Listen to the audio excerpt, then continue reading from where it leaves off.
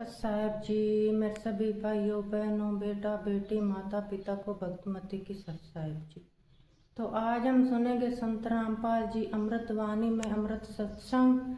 जब भी हमारे पास टाइम हो हमने गुरु परमात्मा जी के सत्संग सुनते रहना।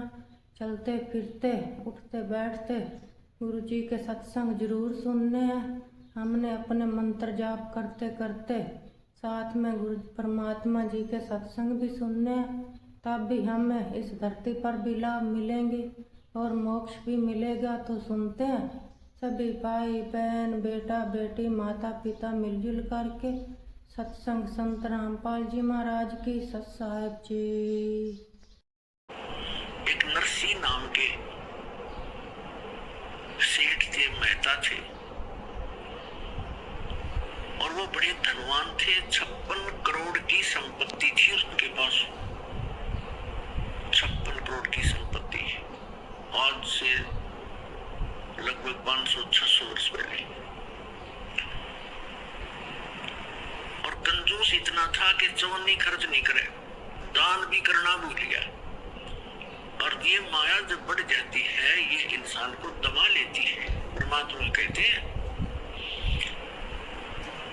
इस माया को अपने ऊपर ना रखो, इसके ऊपर रखो।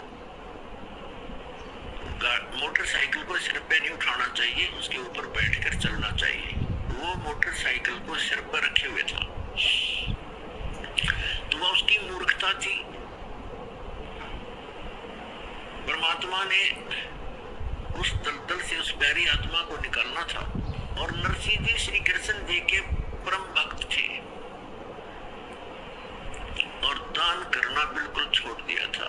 56 करोड़ उसकी संपत्ति थी और साथ में उसकी हुंडी चलती थी। हुंडी माने जैसे आजकल बैंक है और बैंकों में ड्राफ्ट बनाए जाते हैं।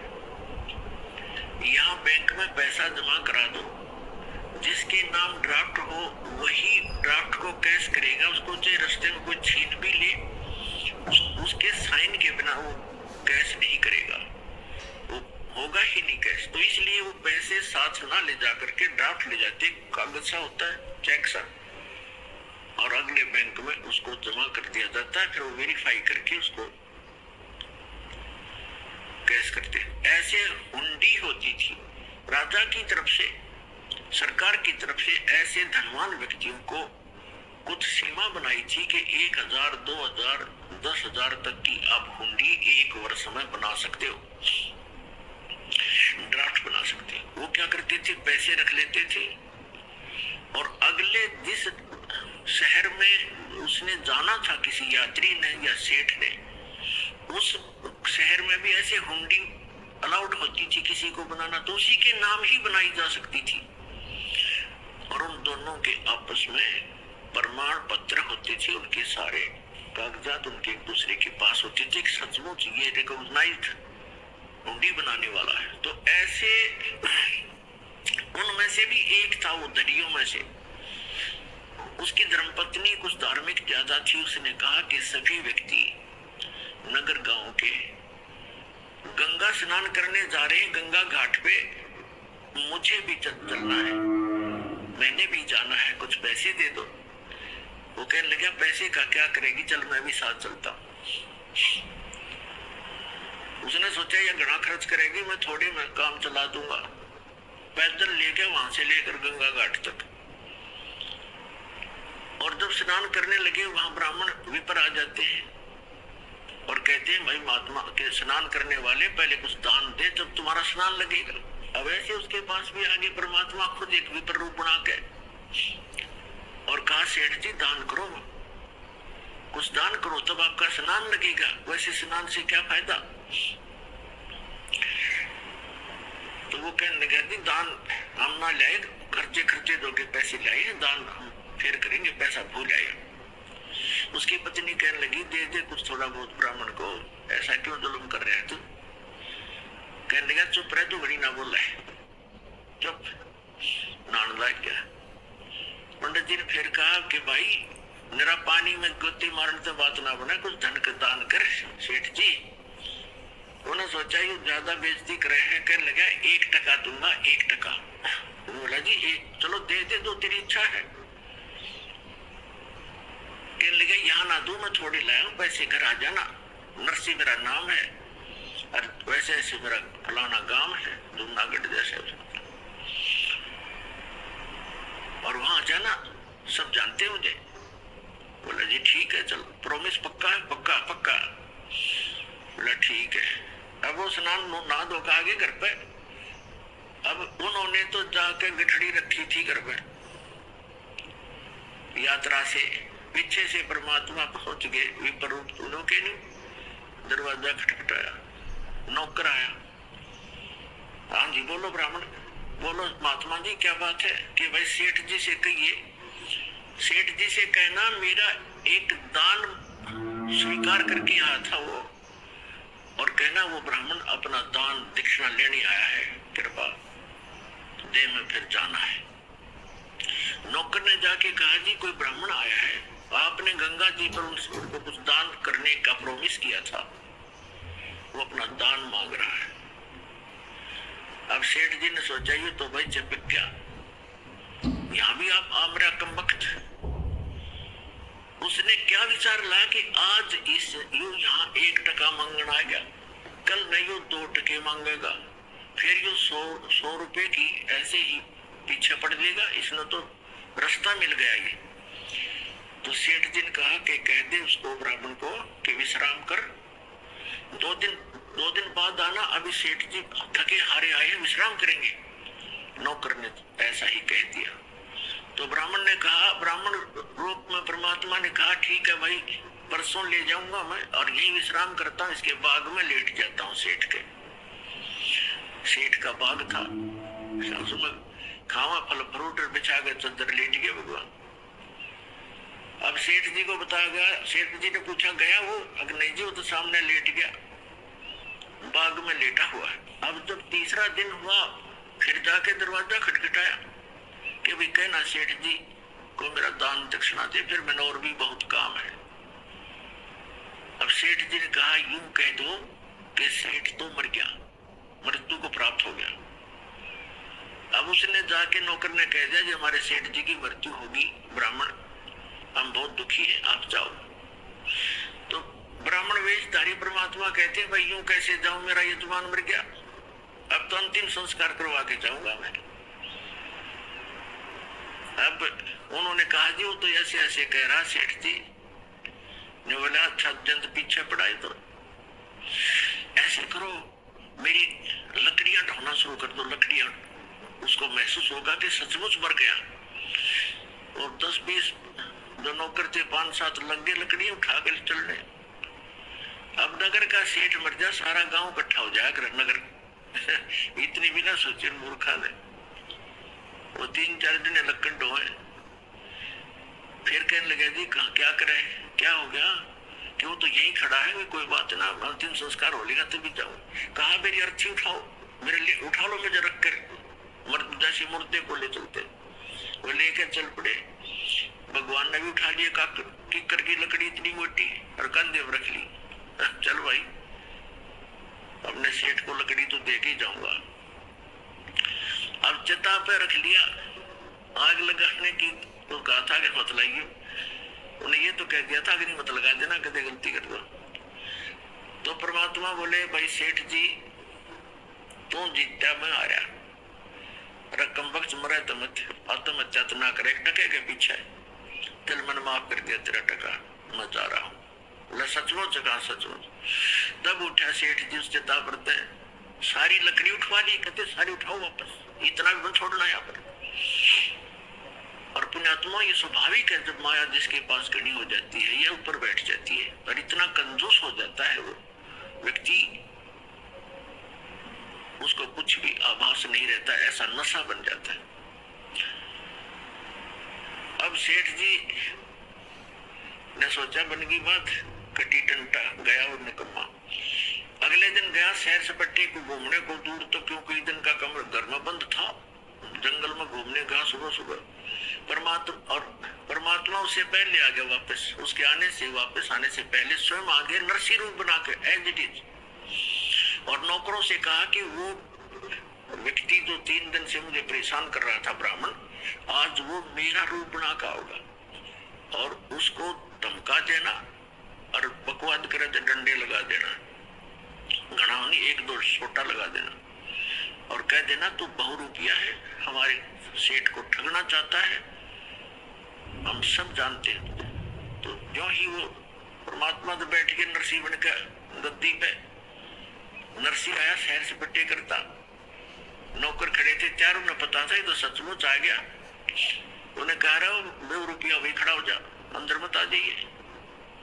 और रोड का नाम ले ले कहता है अरे करोड़ी मिले हैं, तो स्वामी को धमकाता है कि हमने सब पता, तू जैसा स्वामी है वही खड़ा हो जाना, तेरे डंडे मार देंगे, आदेश हो गया है, तूने बहुत दुखी कर लिया हमारा सेठ तो अंदर बैठा है। अब उसके पैरों तले की धरती खिसकी, सेठ जी का हद तक कर दिया काम इसने, अब ये एक नहीं सुने मेरी। अब उसने क्या किया, किसी वकील एडवोकेट का सहारा लिया और कोर्ट में केस कर दिया कि एक नकली नरसी बनकर मेरी संपत्ति हड़पना चाहता है। तत्कालीन उनको सम्मन हुए और नरसी बुला लिया, परमात्मा को वहीं तुरंत बुला लिया गया, सारी बही बुही कब्जे में कर ली गई। अब सामने गवाही हुई, जब जज ने पूछा कि भाई जो ओरिजिनल बतावा था अपने आप को, जो ओरिजिनल था, उससे पूछा कि इस बही में कोई ऐसा प्रमाण बोल पढ़ के सुन, वो हमें बता जो हम इसमें वेरीफाई करें कि तो सचमुच नरसी है, मालिक है। उसने बता दिया, 2-4 बातें याद थी, ऐसे ऐसे लड़की का विवाह किया था, उसमें इतना दान किया था, ऐसे लिखा है इसमें, एक समय ऐसा हुआ था, 2-4 बातें याद थी, घड़ी नहीं थी। फिर वो दूसरे परमात्मा से पूछा कि भी बोलो आप। परमात्मा ने सारी बही सुना दी ए से लेकर जेड तक। अब वो ओरिजिनल नरसी तो डुप्लीकेट सिद्ध कर दिया कोर्ट ने और परमात्मा ओरिजिनल नरसी कर दिया। अब नरसी बैठ गया माथा पकड़ कर जंगल में जाकर बड़ी में बाहर कि कौन से जन्म का दुश्मन था, मेरी सारी संपत्ति हड़प ली है। फिर परमात्मा गए विपर रूप धारण करके कहने लगे नरसी भक्त, उसने देखा कि हाँ बोल, ईब के चावे तो मेरे थे, ईब के चावे। तो कहने लगा मैं आपसे ये चाहता हूं कि आप अपना जीवन सुधार लो। सुधार दिया जीवन, तेने मेरी सारी संपत्ति हड़प ली। परमात्मा बोले कि संपत्ति पहले भी मेरी थी या तेरा भूल थी, काया अपनी है नहीं, ये माया कहां से हो। जब तेरा शरीर अपना नहीं है मूर्ख, इन चांदी के सिक्कों को तू अपना मान रहा है, तेरी बुद्धि भ्रष्ट होगी। और चरण कमल में ध्यान रखो भाई, इन दोनों को खो, इनको भूल जा। नंगा आया जगत में, नंगा ही तू जावे, बीच में ख्वाबी ख्याल है ये मन माया भरमावे। वो पृथ्वी पति चकवे गए जिनके चक्कर चलंत, रावण सरीखे कौन गिने भाई ऐसे कोई अनंत। अगम निगम को खोज ले, बुद्धि विवेक विचार, उदय अस्त का राज मिले तो बिन नाम बिगार। तो परमात्मा ने कहा कि तुझे एक शर्त पर तुम्हें दे सकता हूं वापस। क्या के शर्त है तेरी बता, कि आप इसको दान कर दो, आपके लिए बहुत भयंकर सिद्ध हो जाएगी। आपने तो कोट इकट्ठा कर लिया, पर संतान तेरे नहीं, एक बेटी से उसकी शादी कर दी, तो भले आदमी क्या करेगा इसका। तेरी मृत्यु के बाद ये तेरे हकीकी बांटेंगे, ये चेता हुआ कि भाई, और तो बनेगा गधा। ऐसे धन वैसे नहीं जुड़ता, ये धन 2 के 20 बना रखे। मैं तेरे हित में कह रहा हूं भाई। काफी देर सत्संग सुनाया परमात्मा ने, बुद्धि ठिकाना आ गई। कहने लगे परमात्मा के जब तू इसको दान करेगा तो दूंगा ना, तेरे तो गई और दान करेगा तो तेरे पाप कटेंगे, कुछ सहारा मिलेगा तुझे। उसके बाद समझ में आएगी कि आप जो कहोगे मैं वही करूंगा।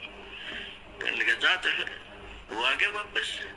अब नरसी का रोड़ा था, वो ओरिजिनल नरसी भेज दिया, जा भाई बांट दे। उसने उसी दिन भंडारे शुरू कर दिए, गरीबों में बांट दिए, साधु संत बुला लिए, यानी 56 करोड़ संपत्ति कति लुटा के और बैठ गया बनी में एक झोपड़ी पाके। दोनों पति पत्नी, उसकी पत्नी तो बहुत धार्मिक थी, हर बात में साथ देती थी उसका। अब ठीक है बाप बेटे अपन की करना है, भक्ति करेंगे बैठ के, रोज अटपट में रहता सारी रात, अब लाइन जाओ था बैठा बैठा, ठीक हो गया पाप कट गया। अब परमात्मा कैसी रजा बख्शते हैं। एक अब उसकी जो हुंडी चलती थी वो निर्धन हो गया, हुंडी कैंसिल कर दी गवर्नमेंट ने। और उस पहले उसका बहुत बोलबाला था, तो 4 भगत आगे उन्होंने द्वारका जाना था, द्वारका के दर्शन करने। द्वारका में जाना था, जगन्नाथ के मंदिर उधर द्वारका के धाम कबीर साहिब, वो द्वारका जाना था। जैसे आजकल जाते हैं भ्रमित होकर के भगवान वहां करते द्वारका में। द्वारका तो समुद्र में है, वैसे बाहर थोड़ा सा वैसे मंदिर बना रहे हैं अलग से, द्वारका तो खत्म हो रही थी, फिर भी वहां जाते हैं दर्शनार्थी श्रद्धालु। तो वो आए उस नगर में जहां नरसी रहता था, और उन्होंने पूछा कि भी नरसी जी का घर कौन सा है, महल कहाँ है, हमने हुंडी बनवानी है। तो लोगों ने मजाक कर दिया कि वो आजकल बाहर संन्यास ले रखा है उसने, और धनवान एक नंबर का है, सेठ है वो, लेकिन आजकल वो नखरे बहुत करता है। 1-2 बार नटेगा वो, तुमने मना करेगा हुंडी बनाने को, लेकिन तुम करड़ा सा होगे ना तब बनाएगा। वो पता करके वहां झोपड़ी में पहुंच गए जहां दोनों पति पत्नी बैठे थे नगर के बाहर। उन साधुओं ने भक्तों ने कहा कि सेठ जी ये 500 रुपए पकड़ चांदी के, हमारी हुंडी बना दे द्वारका के किसी सेठ के नाम, जिसको आप जानते हो वो हुंडी वाला हो। अब उसने मना किया कि महात्मा जी मैं निर्धन हो गया हूँ, मेरी हुंडी नहीं चलती, गवर्नमेंट ने कैंसिल कर दी है, और आप किसी और से बनवा लो। तो 3-4 नाराज हो गए कि तू सचमुच, गांव वाले कह रहे थे तू ऐसा ही निकम्मा व्यक्ति है। अब नरसिंह जी ने सोचा ये कोई अपशब्द कह देंगे, कोई श्राप दे देंगे, और लोगों ने मजाक बना रखा मेरे साथ। अब मैं भगवान की तरफ चला हूं तो मैं ढेर हो गया, और जब मेरे पास धन था मैं ये सब मेरा आदर करते थे, लेकिन हमने अपने वचन पर रहना है। भगवान की ने जो कह दिया गुरुदेव ने, अब वो गुरु रूप में मानने लग गया उस विपर को, वही उसी पर आधारित रहूंगा। तो उन्होंने सोचा कि कुछ कह देंगे अटपट मेरे थे, कोई शराब स्वरूप ना दे दे, ये भ्रमित कर रखी है, मेरे कहने से मानेंगे नहीं। तो उसने कागज मंगाया कि कागज लाओ, वो कागज ले आए गांव से, उस पर लिख दिया, क्योंकि श्री कृष्ण पुजारी था और सांवरिया का भगत था, सांवरिया भगवान का आग्रह कृष्ण जी ने, उस पर लिख दिया सावल साहा, सावल सेठ द्वारकापुरी, मैंने आपके 500 रुपये ले लिए हैं, इन श्रद्धालुओं को आप 500 रुपये दे दीजिए, मैं हुंडी बना रहा हूँ। नरसी भगत, सेठ नहीं नरसी भगत लिख दिया। अब वो चारों के चारों पहुंच गए कागज लेकर के, सारी द्वारका में जो भी पता था कि हुंडी बनाने वाले सेठ हैं उनके पास गए। उन्होंने कहा कि नरसी की हुंडी नहीं चलती, वो निर्धन हो गया है, दिवालिया हो गया है, वो कैंसिल होती है। उसने सोचा ये वैसे बकवास कर रहा होगा। दूसरे के पास गए, तीसरे से वैसे दिखाया, तो सब ने कहा कि ये तो निर्धन व्यक्ति हो गया है, इसका दिवाला निकल गया है, आपके साथ धोखा कर दिया उसने। तो इस बात से वो परिचित थे कि धोखा करनी आदमी नहीं, वो तो मना करे था, हमने ही उनके साथ बलपूर्वक लिखवा दिया, वो तो सच कहे था। फिर भी हमारा काम तो बिगड़ गया। अब या घुमा फिरा हो कि खाना खुना खाते, या बड़ी बात बिगड़ी। पर उनको इतना विश्वास था कि हमारे पैसे सुरक्षित मिलेंगे, वो भगत 1 नंबर का है, जाकर देगा वापस। तो ऐसा सारी द्वारका में घूम फिर के वो बाहर चले गए। किसी ने, सबने यही बताया, बाहर समुद्र के किनारे बैठ गए एक साइड में वृक्ष के नीचे और बहुत ही चिंतित थे। अब केवनी भाई उधर से नरसिंह जी ने क्या किया, वो 500 रुपए का खाने पीने की सामग्री मंगा के, आज तो 5 लाख के करीब है वो 500 रुपए, और मंगवा कर सारा चावल, घी, दूध, खीर बना के, लड्डू जलेबी बना के उनका वो डरा कर दिया, साधु संत बुला के रोटी राटी बना के। अब क्या हुआ कि नरसिंह जी ने देखा, भगवान से अर्ज लगाई, ध्यान मग्न हुए कि मातु परमात्मा पहुंचे कि नहीं हुंडी लेकर साधुओं के पास। तो उन्होंने क्या देखा, साधु ऐसे ही बैठे, हुंडी पहुंचे नहीं भगवान, और बहुत पश्चाताप कर रहे हैं, दुखी हो रहे हैं। तब उसने नरसिंह ने अपनी पत्नी से पूछा कि जो 500 रुपए थे साधुओं के, उसमें से जो सामान मंगाया था कुछ बचा है क्या घर पे? उसने बताया कि जो रोटी बनाने के लिए सूखा आटा अलग रखते हैं, हमारे यहाँ पलोथन कहते हैं उसको, पलोथन, और उसमें लोई को लगाकर फिर ऐसे पोते, ऐसे रोटी बनाते थे, वो हाथ के ना चिपता आटा, इसलिए वो थोड़ा सा आटा सफेद रह गया था, तो उसको पलोथन कहते हैं। नरसिंह की पत्नी ने देखा, उसने बताया कि ये थोड़ा सा आटा बचा है जो मैंने पलोथन के लिए रखा था, रोटी पोते समय ऐसे हाथ लगाया करती थी। नरसिंह जी ने कहा कि इसका पानी का हाथ लगा के इन चारों की रोटी बना दे। उसने चारों रोटी बना के और सेक चूल्हे पे सेक के रख ली। इतने में परमात्मा पहुंच गए एक साथ दूर रूप बना के, और कहने लगे, भाई भगत भूख लगी है और कुछ भोजन दे। तुरंत लिया चारों रोटी खा के, अगले महाराज भोजन खा लो। अब वहां भोजन भोग लगाया भगवान ने, और वहां सावल शाह नाम का एक सेठ बन के, और जैसे वो मारवाड़ी सेठ होते हैं ना, बड़ी बड़ा साफा दौड़ी धोती, कान में और कलम टांग रखी पहन, और काख में बही, और पहुंच गया वहां पर साधुओं के पास। और परमात्मा ने कहा कि अक्षमा करना महात्माओं, कुछ आने में देरी होगी मुझे, मैं सावल शाह हूँ, सावरिया सेठ हूँ, और नरसिंह जी ने जो हुंडी भेजी थी, आप मुझे वो कागज दो। वो कागज दिया और कहा, आ जाओ तुम्हें ये पैसे दूंगा। चांदी के सिक्के चला करते। वहां उस द्वारका के मेन बाजार में चौराहे पर कहा, यहाँ चद्दर बिछा दो। जो मजाक करे थे ना, वो द्वारका के सेठ उस भगत की मजाक करे थे, भगत का खिल्ली उड़ा रहे थे, उनका मुंह बंद करने के लिए द्वारका के बाजार के चौराहे पर कहा कि यहाँ चद्दर बिछाओ, और अपना पूरा बैग ले रहे भर के गठड़ी वह धर ली, और वहां करे, सुन ले भाई महात्माओं, 1 2 3 आवाज लगा लगा के गणे और खड़का करे, चारों तरफ लग गए, देखकर सेठ इकट्ठे हो गए। 500 रुपये गिन दिए चांदी के, कति काचे काचे नए नए, बिल्कुल जैसे आज ही बनकर आए हों, और कहा, भाई नरसिंह जी को कह दिया उसका दास हाजिर रहेगा, चाहे करोड़ हुंडी दे दे, दास आगे खड़ा पाओगा। बोलो सतगुरुदेव।